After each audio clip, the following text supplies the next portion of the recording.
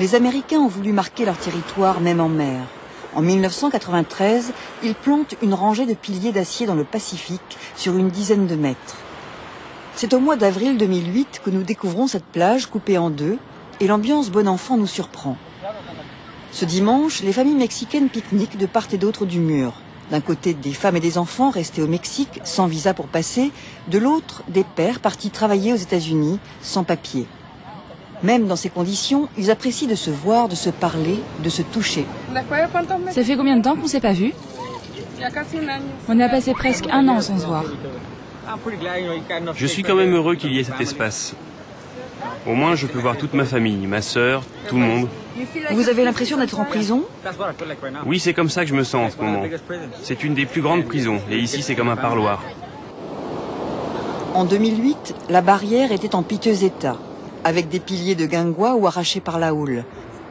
En journée, des jeunes Mexicains s'amusaient à passer de l'autre côté. Mais le soir, ce n'était plus un jeu. Quotidiennement, des groupes d'hommes et de femmes tentaient d'entrer illégalement aux États-Unis. 63 000 arrestations, rien que pour l'année 2008. Mais la police des frontières avait beau faire, pour une personne arrêtée, 4 au moins réussissaient à passer. 4 ans plus tard, la situation a changé. La frontière entre San Diego et Tijuana a subi des transformations majeures. On a multiplié les barrières au cours des dernières années pour renforcer notre sécurité.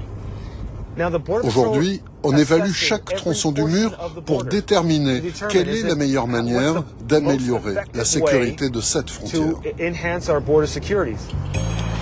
Derrière la première enceinte, une deuxième ligne de mur de 21 km a été construite. Entre les deux, un no man's land où patrouillent 2600 agents. La frontière est aussi virtuelle, avec des dizaines de caméras fixes et mobiles, des capteurs de mouvement, des radars.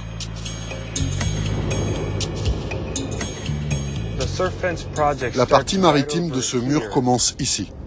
Ça consiste à remplacer l'ancienne barrière sur 365 mètres.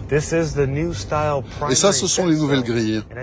Comme vous le voyez, elles sont plus sûres, car on voit très bien les gens de l'autre côté. Et voici le dernier tronçon, encore en chantier. Ces dernières années, de nombreux Mexicains ont tenté la traversée à la nage en contournant les piliers.